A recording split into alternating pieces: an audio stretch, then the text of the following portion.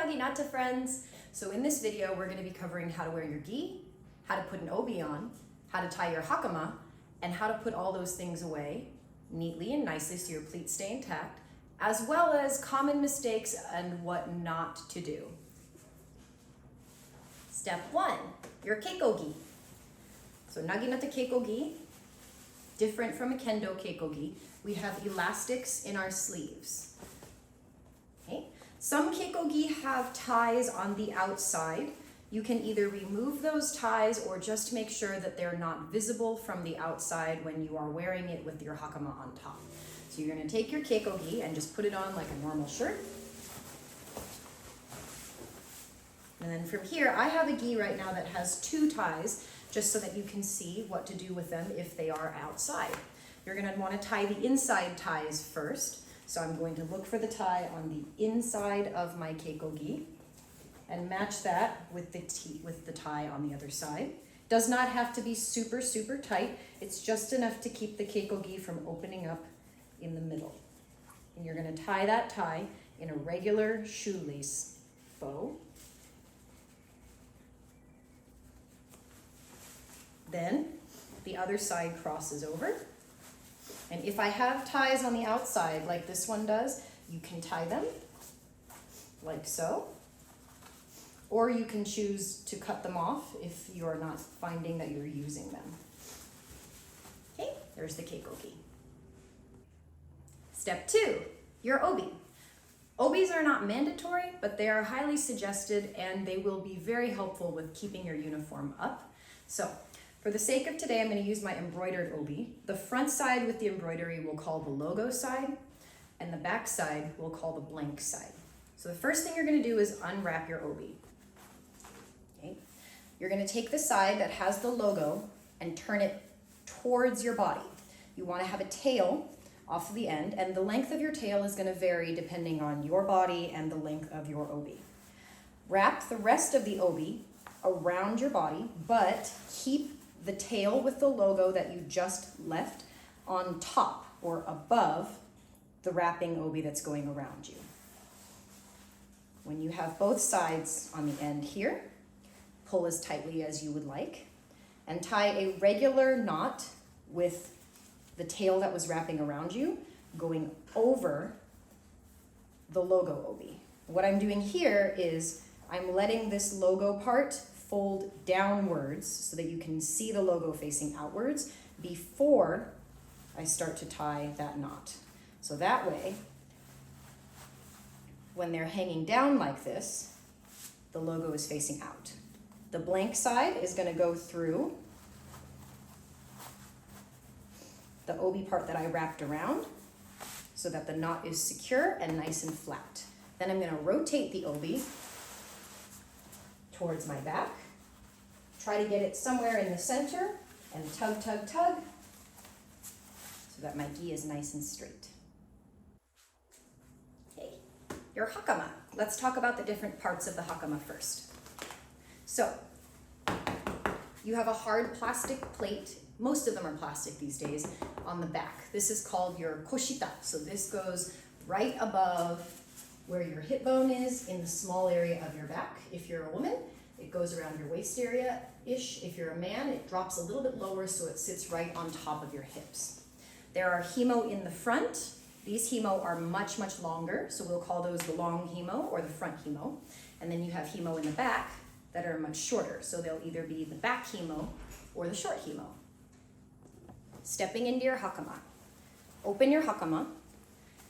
Step in with your left foot first, and then with your right foot. Then, if you're wearing an obi, take this plastic tab that's on the bottom of your koshita and tuck the tab into the knot of your obi, behind the knot, and then flip the koshita up so it's resting up against your back. If you're a woman, you will wear your hakama at your waist level. If you're a man, it's a little bit lower, closer to your hips. Once I've got my koshita tucked in, I have to take my short himo and get them out of the way. You're going to need these later. There's 2 ways to do this. You can either tie a regular single knot above where your obi is, like this, or you can take the himo and put them behind your head, over your shoulders, and tie a knot up there. Both will get them out of the way. Next, take the front of the hakama, and you want to leave a little bit of your obi showing. So a little bit less than a centimeter is fine, but don't have the entire obi visible like this. Line your hakama up, grab the long himo and wrap them around the back, and then you're going to cross them and pull them tight. Then cross them again in the front. I have my right going over my left here, like this.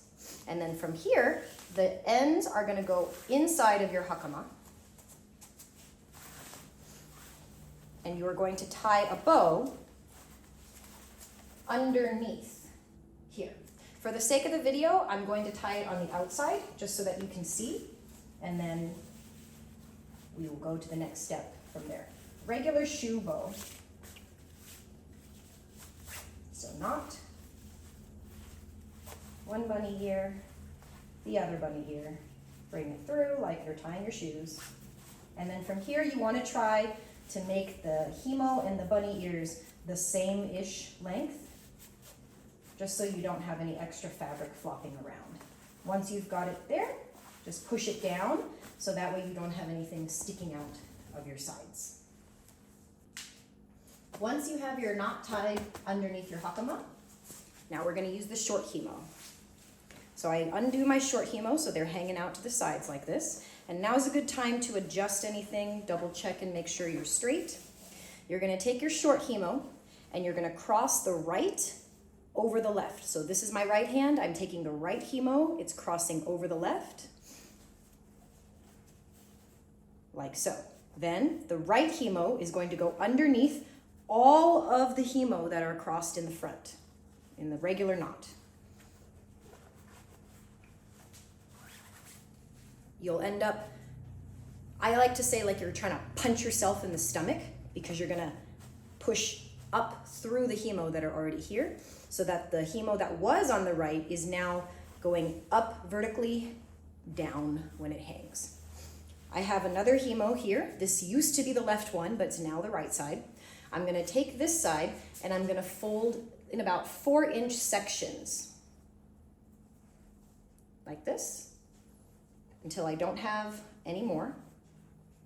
You're gonna have a little bit of a tail left over like this. And you're gonna take that and move it over to the center. So the 4-inch little bar is gonna go in the center of your body. From here, we have our vertical himo that's going up and over. That is going to drape over the 4-inch bar like this. And then you're going to punch yourself in the stomach again. So I'm gonna go underneath, grab all of the himos that I went underneath before, punch myself in the stomach, and then pull up. And I'm gonna repeat that until I have about, I'll say no more than 4 inches worth of tail on the bottom and a little bit of a loop on the top. So now my hakama is tied with a knot that looks like a cross. And the cross is in the center of my body. From here you can tug, tug, tug, and fix. And there you go. Okay, so this is if you don't have an obi. You're going to hold as much as you can over here. I'll take my arm and do that. Kind of like karate chop myself over. And then you're going to take your hakama as much as you can. You're going to do everything with this holding here. Again, you're going to step through with the left foot and then through with the right, keeping everything in place. I'm going to take the koshita and then let everything drape down. From here, and pull everything to the front. You can either do what Shannon did earlier and tie everything in the front. To help keep the koshita up, I'm actually going to tie it over my head. So, once it's here, it'll all hang nice and high. And then, males, you're gonna have it right underneath your belly button, right in between the navel and the belly button. So you're gonna feel that out, and you're gonna put the middle pleat right in the center. So from there, same process as the other, you're going to tie the outer obi, or the outer himo, over top. And then it's actually gonna be a little different. What Shannon Sensei had before is everything lays nice and flat. But without an obi, we have a tendency for everything to get nice and loose. So you wanna have things fairly tight, not to where you're losing breath. So what you're gonna do is this cross, the one that's underneath, the himo that's underneath, you're actually gonna fold over like this. That's gonna help lock everything into place. And then same process as usual. You're gonna take the himo and tie everything behind you. Keep it nice and tight.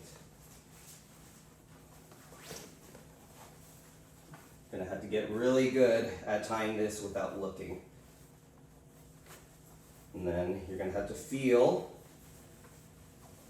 the bunny ears and the other himo to match as much as possible. Keep everything nice and even, then you pull everything down. Make sure everything's nice and neat. Tug everything to make sure that everything lays nice and flat. Then, from the front, you're going to take the himo from here. And then what's nice about having that little X, or that little fold that we have here, it holds everything in place. So, same process as what Shannon Sensei did. You're going to tuck the outer himo after crossing in front to the underneath, and then pull up so you have this nice little cross knot right here. And then with the bogu knot, you're actually going to tie it very similarly how you would tie a karate belt. So you're going to take the upper himo, cross it over, then pull out. That's going to keep everything nice and tight. You have a nice knot here. You know you have it right if you look down and you see a fortune cookie. Then from here, you're actually going to pull the himo through here, and then you're going to take the bow, the shoelace bow that you made, and tuck those himo underneath. And pull those through, and then everything will drape down. Fix everything so that everything looks nice and neat. And that is how you do your bogu knot. Okay, so here's some common mistakes of what not to do. Your gi needs to be long enough where when it lays flat, you cannot see any skin or undergarments showing. So you can see that I have my gray leggings peeking through my hakama here. We should never see that. Your gi needs to be pulled down and underneath where the bottom of this triangle is, so that no visible skin or undergarments, or if you're wearing shorts, colorful shorts, nothing is showing. You also don't want to have your gi sticking out of the side like this when you're walking around or when you're practicing. So always make sure that your gi is tucked in nicely. For the sake of this video and for modesty, I was wearing a white tank top underneath while I was putting my gi on. We do not actually want to have any undergarments showing when you're wearing your gi and your hakama. So if you are going to choose to wear a tank top or a t-shirt underneath, it should not be visible if your gi starts to open like this. Speaking of having everything open, we do not want what we call a Ricky Martin gi. So if I were to pull everything up like this, you don't want this. And also what we don't want is chains or any sort of jewelry showing. This may feel cool, and it's very breathable, but we do not want this. You can have a little breathability, but we do not want to show stuff like that. How to tell if your hakama is the right length. So as you can see, my ankle bones are visible when my hakama is just hanging down naturally and moving. This is too short. When you are wearing your hakama, it should cover the circular ankle bones, the malleolus, of your feet and be resting just gently on top of your feet. You can probably even see a little bit of my leggings sticking out from underneath. We do not want that. And this is an example of it being too long. So, say that we are going into Orishiki, right? When I stand up, I'm actually going to run the risk of stepping on my own Hakama. If I step on my Hakama, I'm going to trip, or it's not going to be possible to do anything comfortably. So you want to make sure that everything is not too low. You don't have to do this, but this is something that I do personally. So I have a problem of raising up with furiage, and you see how my arms do not go up all the way. What I do, I stole this from karate. I'll hold the all of the knots, the obi and the himo, and I'll do this. I'll raise to the side like that, and hopefully that leaves enough room for me to do furiage comfortably. But you still want to make sure that nothing shows. You don't have a gi skirt or everything going here. So I do that just to make sure that I have enough range of motion for my furiage. Okay, how to put your Hakama away so you can keep your pleats nice. So the first thing you're gonna do is lay your Hakama down with the back side facing up. Usually after your practices, it's gonna be kind of sweaty or crinkled up if you're wearing suneate. So this is the chance to fix that. So I'm gonna pull on all of the different parts to make sure that the pleats are as flat as possible. And once I've gotten my pleats pretty flat on the back side, I'm gonna grab all of the pleats with one hand, like this, or like this, and then I'm gonna flip the entire Hakama over, but holding on to the pleats so that those don't get messed up.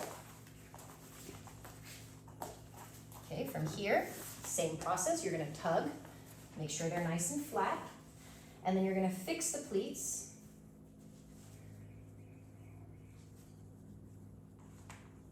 So that the entire Hakama lays flat along the floor.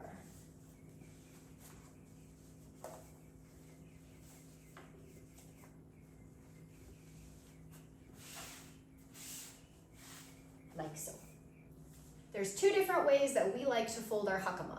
This is the travel version, or what I call the travel version. So take the sides and fold them over. What I'm usually trying to line up here is where this himo attaches to the front. That's where I'm folding on that pleat right there.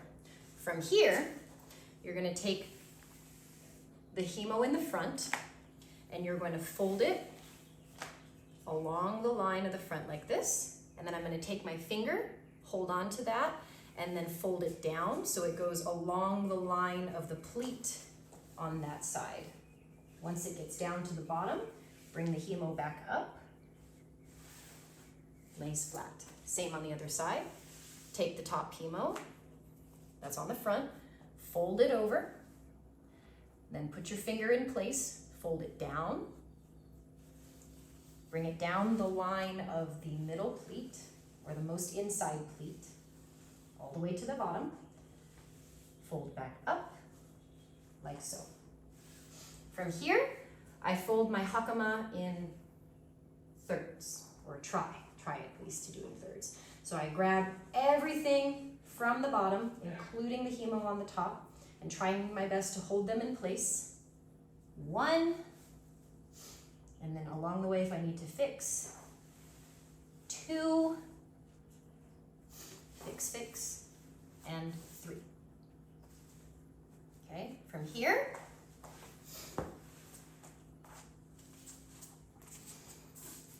okay, next step, take the short himo, fold it upwards, then bring the himo around the entire Hakama, like so.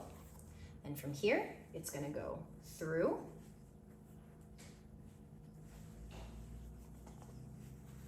and then bring this down and underneath. It's not a super secure knot, but it's just an easy, quick way to get it for travel. Same on the other side. Up, under, around, and you go inside to outside,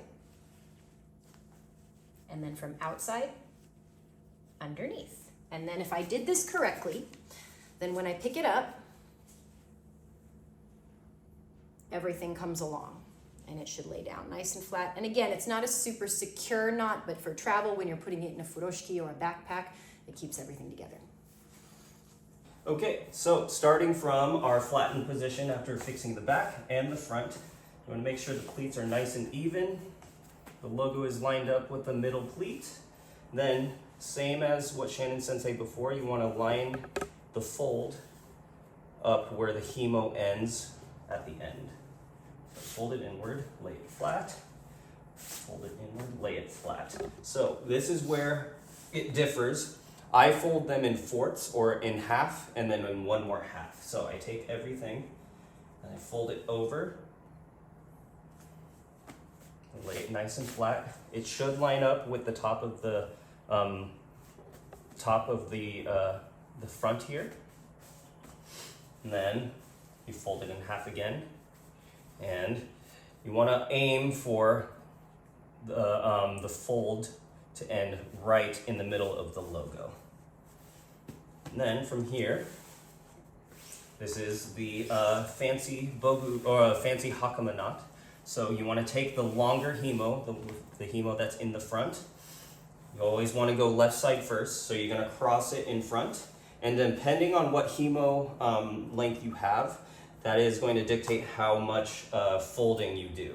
So in this case, mine, I had to fold in thirds. Some of them, I can fold them in fourths, but this one I fold in thirds. So that's my first third here, second third, and then I fold all of that in half. And then it should leave a nice length there. And then I do the other side. Do my first third, fold it over, and I take that, fold it all in half, and then you want to line up the intersection with the pleat. Then you take the shorter himo, left side first as always. You're going to go on top of everything, hold it here, and where it intersects right here at the bottom, you're actually going to pull and tuck that underneath everything. Then when I pull it up, it should line up with the top of the intersection there. You fold that over, and then you go to the outside intersection. Then you fold that underneath, pull it to the top, and that takes care of the left side. And then I'm going to do the right side. So take the himo, go over everything, then you pull it underneath everything, pull it to the top, then you go again over everything, and then on the outside intersection, you're going to go underneath everything. Now from here, it should be fairly even. You're going to take the left himo again, and you're going to feed it through this part right here. Once I feed it through, this is too long, so you want to tuck it underneath the himo. That way you have a nice even tail. And then you do the same thing with the right side. This time it's going to go over everything and then underneath this little loop here. Pull it, and if it's too long, then you can adjust, tuck it underneath, and pull it so it's even. So what's nice about this knot, it keeps the himo all nice and in one place. It also preserves your pleats very well. Also, if you have a garment bag, you can put the hakama in a garment bag, and then it will hold all the knots together. And to undo this knot, it's very easy. You just take this and pull everything, and then you can take your hakama. Okay, how to fold your gi after practice. So first things first, lay it down on the floor. And then you're going to try to get the side seams here of your gi to lay down flat. You always want the left side of the gi over the right side of the gi. Depending on what kind of gi you have, some gi are not completely symmetrical. So my gi has a little bit of an extra triangle section right here to make sure that there's nothing sticking out or crossing over. So just try to make sure that your outside seams are nice and flat. Okay, now from here, I take my sleeve and then I try to fold it over, leaving a little bit of space here. For me, it's about 2-3 inches depending on the size of the gi. That will vary depending on how big your gi is. And then you fold the bottom over, like so. Try to make it even so that you do the same thing on the other side. Bring that over, bring this down. And now I'm gonna fold this in thirds. 1 and 2, so it's 3. Okay. And that's your gi nice and folded up. Okay, another option. This is if you fold your hakama in the way that that I did so with the hakama knot. So I actually take, after I flattened everything out, everything's nice and even, I'll actually take the sleeve and fold it at the edge. Do the other side so that you have a nice rectangle. Then I take everything and I want to line up that fold to the center of the gi or to the center of the tag. Make sure everything's nice and flat. Do the same thing on the other side and match it. And then for me, I fold this in halves. So I'll fold it once and then I'll fold it twice. That way you'll have a rectangle and it should match the knot length. There's 2 different ways that you can fold your obi. This is a little bit more complicated one. If you've ever done those paper origami stars, it's basically the same thing as that. So we're talking about the logo side again. You want the logo side to be facing out. And on the non-logo side, you're gonna do a little knot, but not pull the knot tight. Just gonna make the first part of it. So I cross over and then I bring this tail down. And then I'm going to pull the knot through so that I have basically a little.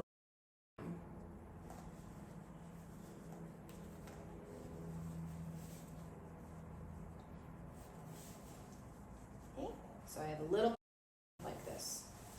From there, I'm going to fold the tail.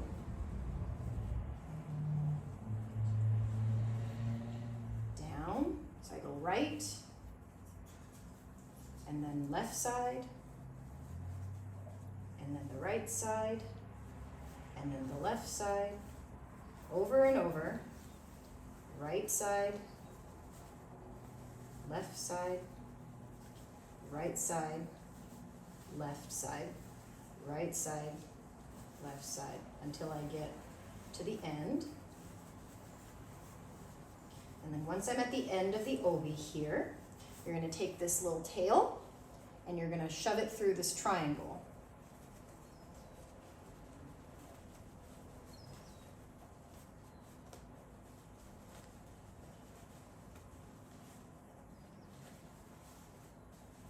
So now you have a nice little compact obi. Okay, the not so complicated version. You're going to take everything, make sure that your logo side is on the outside. You fold that all in half, line it up, and from there you fold it in half again. And then, making sure that the logo side stays on the outside, fold it in half again. Super simple. All right, a little bit of a bonus here. If you have a Furoshiki, shout out to Greater New York because this is their Furoshiki. I put my hakama on the bottom because I put it in the order that I'm gonna get dressed. So this is the last thing that I'm gonna put on, so that's the bottom of the furoshiki. Then I put obi in the middle, gi on top, and then from there, super simple. Top down, bottom down, and then from here, you just tie the sides. You need double knot, and you have a compact and portable way to take your uniform to practice. So this is how everything lines up at the end of everything. You notice how it's slightly different because of how we folded them. I folded them in halves, and Shannon Sensei folded them in thirds. And then if I did everything correctly, everything should line up very nicely. And the same thing for Shannon Sensei's. Once you line it up, it should be nice and symmetrical and even, so that when you put it in your furoshiki later, it all works out.